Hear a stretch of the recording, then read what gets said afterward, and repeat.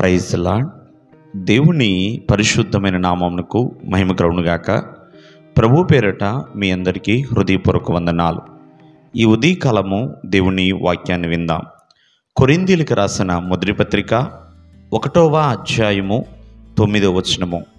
మన ప్రభువు అయిన యేసుక్రీస్తు అను తన కుమారుని సహవాసమునకు మిమ్మును పిలిచిన దేవుడు నమ్మతగినవాడు. ప్రియమైన వాళ్ళరా, ఈ రోజున మానవ జీవితంలో ఎన్నో సహవాసాలు ఉన్నాయి. ఎంతోమంది బాల్యము కావచ్చు, యవ్వనము కావచ్చు, నడివయసు కావచ్చు, వయసు పైబడిన వారు అయినా కావచ్చు. ప్రతి ఒక్కరూ కూడా ఏదో ఒక సహవాసాన్ని కలిగి ఉంటారు. కానీ ఈ సహవాసము యేసుక్రీస్తు వారితోనండి. యేసుక్రీస్తు వారితో సహవాసము చేయటానికి మనల్ని పిలిచిన దేవుడు నమ్మదగినవాడు. ఎందుకనంటే యేసుక్రీస్తు వారితో సహవాసము చేసిన వారు ఎవ్వరూ కూడా పాడైపోయిన వారు ఎవరూ లేరండి.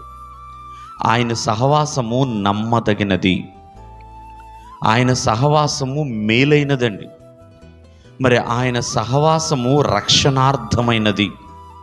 యేసుక్రీస్తు వారితో చేసే సహవాసము ఆశీర్వాదకరమైనది అనే విషయాన్ని ఏ దినము మరవద్దు. ఎందుకంటే 6 నెలలు సహవాసం చేస్తే వారు వీరవుతారు అని లోకస్తులు చెప్తూ ఉంటారు, పెద్దలు చెప్తూ ఉంటారు. చూడండి, 3.5 సంవత్సరాలు యేసుక్రీస్తు వారితో సహవాసం చేశారు శిష్యులు. వాళ్ళు ఎలా మారారండి? చేపలు పట్టుకునేవారు యేసుక్రీస్తు వారితో రాక మునుపు వాళ్ళు, లేకపోతే చిన్న చిన్న ఉద్యోగాలు చేసుకునేవారు, వారు కలిగి ఉన్న వృత్తులు చేసేవారు. కానీ యేసుక్రీస్తు వారితో సహవాసం చేసిన తర్వాత వారు గొప్ప సువార్థికులుగా మారారు. మనుషులను పట్టే జాలర్లుగా వాళ్ళు మార్చబడ్డారు. ప్రపంచవ్యాప్తంగా ప్రియమైన వాళ్ళరా హతసాక్షులుగా మార్చబడ్డారు. కాబట్టి ఆయన సహవాసానికి మనల్ని పిలిచాడు. ఈ రోజున మందిరానికి వెళుతున్న ప్రతి ఒక్క విశ్వాసి కూడా ప్రభువుతో సహవాసం చేసేవారిగా ఉండాలి. తోటి విశ్వాసితో సహవాసం చేస్తున్నారేమో, సంఘ కాపరితో, లేకపోతే ఆ యొక్క సంఘములో ఉన్న పెద్దలతోనో, లేకపోతే కాపరి కుటుంబంతోనో ప్రతిరోజు అనుదినము మాట్లాడుతూ ఒక అన్యోన్య సహవాసము కలిగి ఉంటున్నారేమో, మంచిదే. కానీ అన్నిటికంటే ఉన్నతమైనది ఆ నజరేయుడైన యేసుక్రీస్తు వారితో సహవాసం.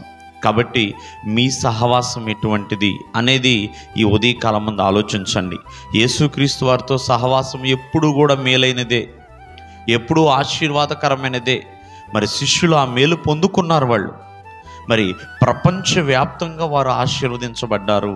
యేసుక్రీస్తు వారి యొక్క శిష్యులు ప్రపంచవ్యాప్తంగా ప్రియమైన వాళ్ళరా ఎంతో కీర్తిని కలిగి ఉన్నారు. అటువంటి కీర్తి యేసుక్రీస్తు వారితో సహవాసం వారికి కలిగించింది. దేవుడు మిమ్మల్ని ఆశీర్వదించును గాక. ఆమేన్.